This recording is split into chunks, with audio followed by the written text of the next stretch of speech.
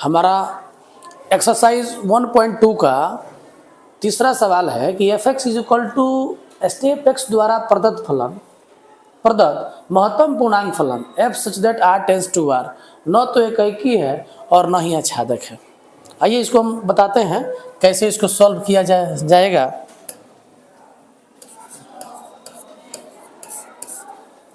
F x is equal to step x, ये greatest integer function है। इसको graph के द्वारा भी हम लोग बना सकते हैं। देखिए ग्राफ में क्या किया जाएगा कि इसका एक ग्राफ खींच देंगे, एक्स डैश है और ये वाई डैश है और यहाँ से इसका एक फंक्शन होगा यहाँ।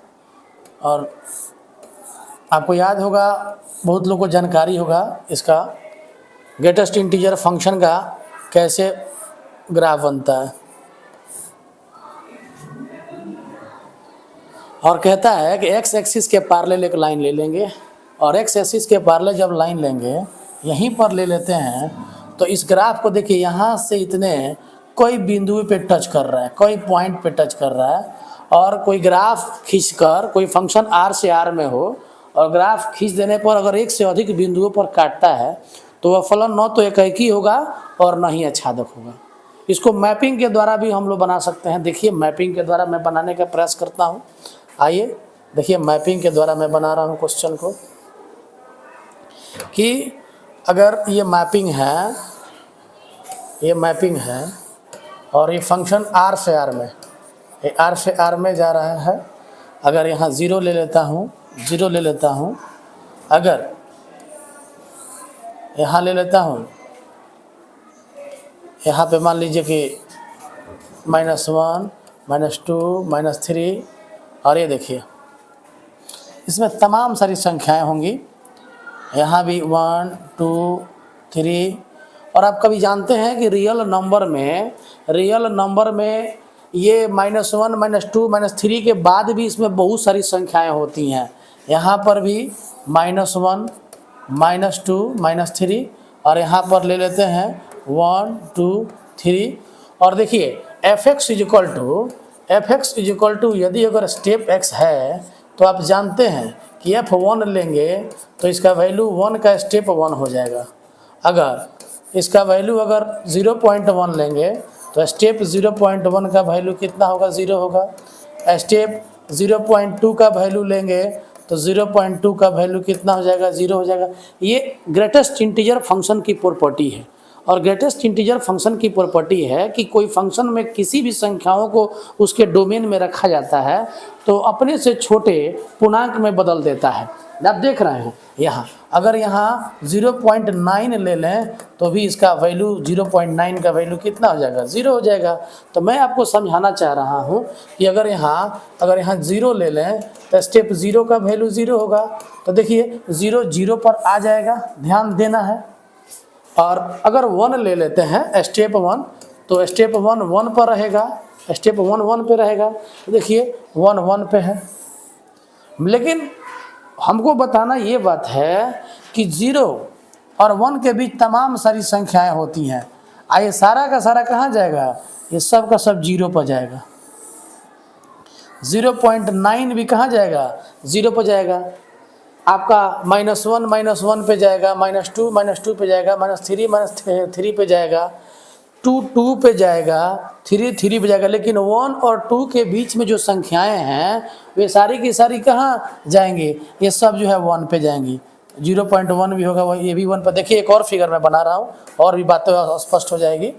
ये बातें और भी स्पष्ट मैं कर दे रहा हूँ।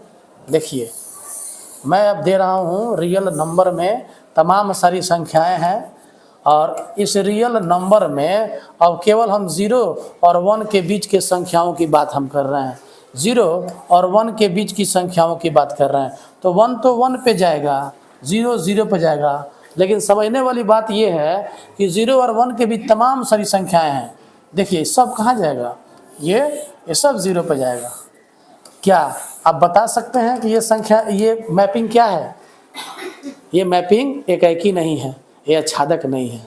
इट मीन्स ये फंक्शन न तो कहेगी, यहाँ पे कह सकते हैं हम लोग clearly clearly F x is equal to step x क्या होगा, न तो एकाएकी, न तो एकाएकी, न तो आच्छादक। आप देख सकते हैं।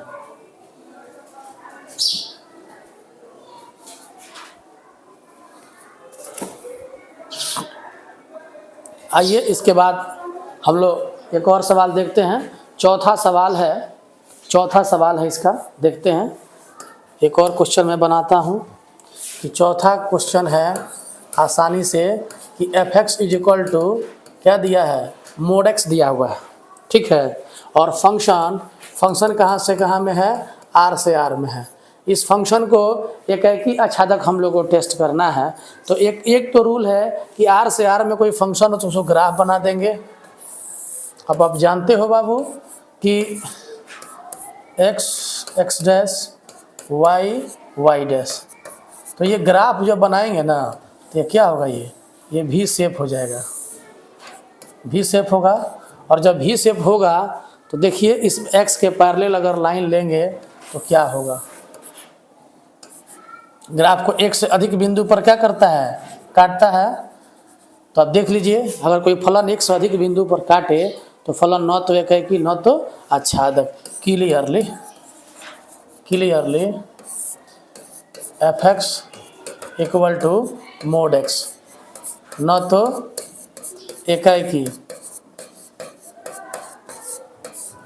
न तो आच्छादक।